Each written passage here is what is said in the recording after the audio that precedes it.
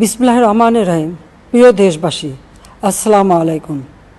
হিজরি 61 সনের পবিত্র এই দিনে ফোরাত নদীর তীরে কারবালার প্রান্তরে মহানবী হজরত মুহাম্মদ সাল্লাল্লাহু আলাইহি সাল্লামের দৌহিত্র হজরত ইমাম হোসেন ও তার পরিবারের সদস্যরা শহীদ হয়েছিলেন। আমি তাদের প্রতি গভীর শ্রদ্ধা জানাচ্ছি। 1975 সালের 15ই আগস্ট বাংলার মাটিতেও জাতির পিতা বঙ্গবন্ধু শেখ মুজিবুর রহমানকে সপরিবারে হত্যা করে আরেক কারবালা বাংলার মাটিতে সৃষ্টি হয়েছিল। যারা শাহাদাত বরণ করেছেন, আমি তাদের প্রতি শ্রদ্ধা জানাচ্ছি। 1971 সালে মহান মুক্তিযুদ্ধের 23 লাখ শহীদ এবং 2 লাখ নির্যাতিতা মা বোনের প্রতি শ্রদ্ধা জানাই। প্রিয় দেশবাসী, আজকে অত্যন্ত বেদনা ভারাক্রান্ত মন নিয়ে আপনাদের সামনে উপস্থিত হয়েছি। লাখো শহীদের রক্তের বিনিময়ে অর্জিত স্বাধীন বাংলাদেশের জনগণের আর্থসামাজিক উন্নয়নের জন্য নিরলসভাবে পরিশ্রম করে যাচ্ছি। বিগত 15 বছরের মধ্যে বাংলাদেশের মানুষের ভাগ্যের পরিবর্তন করতে সক্ষম হয়েছি। শিক্ষা, দীক্ষা, জ্ঞান, বিজ্ঞান, প্রযুক্তি ব্যবহার এবং মানুষের মৌলিক চাহিদা পূরণ করতে অন্ন, বস্ত্র, বাসস্থান, চিকিৎসা, শিক্ষার ব্যবস্থা করে জনগণকে উন্নত জীবন দেওয়ার যাত্রা শুরু করেছি। অনেক সাফল্য অর্জন করেছি। বাংলাদেশকে বিশ্ব দরবারে একটা মর্যাদার আসনে অধিষ্ঠিত করতে সক্ষম হয়েছি। তারপরও আমাদের আরও অনেক দূর যেতে হবে। বাংলাদেশের মানুষ যখন একটু স্বস্তি শান্তিতে ফিরে, যখন তাদের মাঝে এমন কোনো ঘটনা ঘটে যা অত্যন্ত বেদনাদায়ক। 2018 সালে ছাত্র সমাজের আন্দোলনে পরিপ্রেক্ষিতে সরকার সরকারি চাকরিতে কোটা প্রথা বাতিল করে একটা পরিপত্র জারি করে। পরবর্তীকালে মুক্তিযোদ্ধাদের পক্ষ থেকে কোটা বহাল রাখার পক্ষে উচ্চ আদালত 2018 সালে জারি করা সরকারের পরিপত্র বাতিল করে দেয়।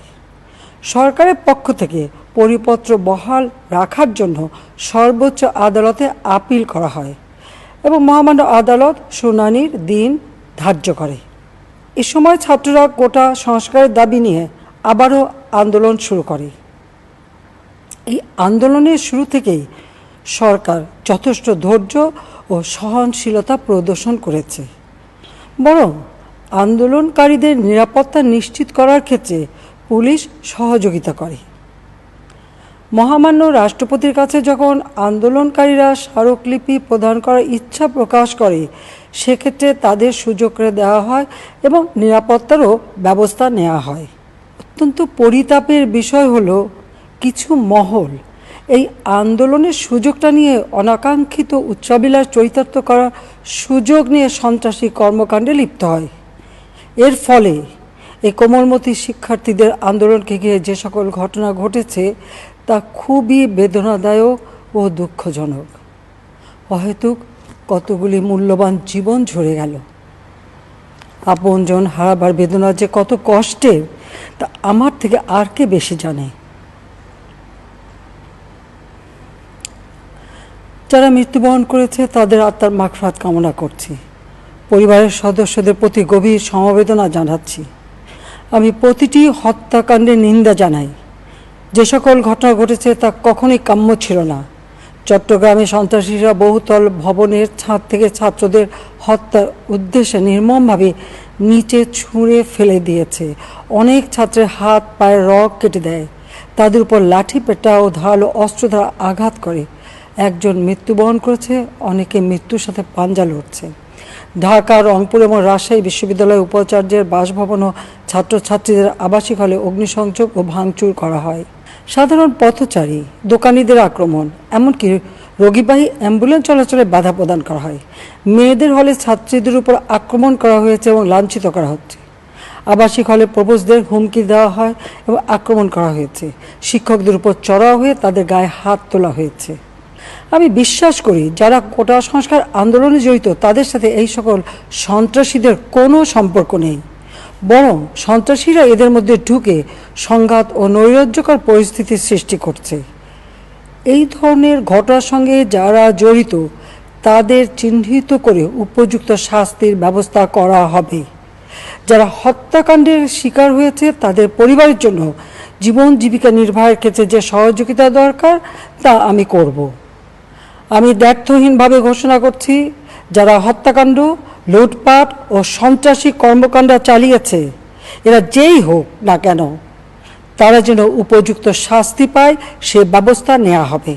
আমি আরও ঘোষণা করছি, হত্যাকাণ্ড সহ যে সকল অনভিপ্রেত ঘটনা ঘটেছে সুষ্ঠু ও ন্যায় বিচারের সাথে সে সকল বিষয় বিচার বিভাগীয় তদন্ত করা হবে।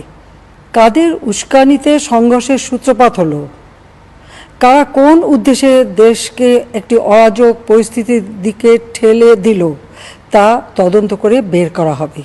আমি আন্দোলনরত কোমলমতি ছাত্রছাত্রীদের নিরাপত্তা নিয়ে অত্যন্ত উদ্বিগ্ন।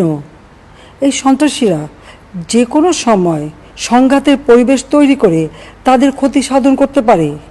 তাই শিক্ষার্থীদের পিতা মাতা, অভিভাবক এবং শিক্ষকদের প্রতি আমার আবেদন, তারা যেন তাদের সন্তানদের নিরাপত্তার বিষয়ে সজাগ থাকেন। একই সাথে সকল শিক্ষা প্রতিষ্ঠানের ছাত্রছাত্রীদের নিরাপত্তার বিষয়টি বিশেষভাবে নজর রাখেন। সরকার হাইকোর্টের রায়ের বিরুদ্ধে সর্বোচ্চ আদালতে আপিল করেছে। আপিল আদালতে শুনানির দিন ধার্য করা হয়েছে। আদালত শিক্ষার্থীদের কোনো বক্তব্য থাকলে তা শোনার সুযোগ সৃষ্টি করে দিয়েছে। এই আইনি প্রক্রিয়ার মাধ্যমে সমস্যা সমাধানের সুযোগ রয়েছে।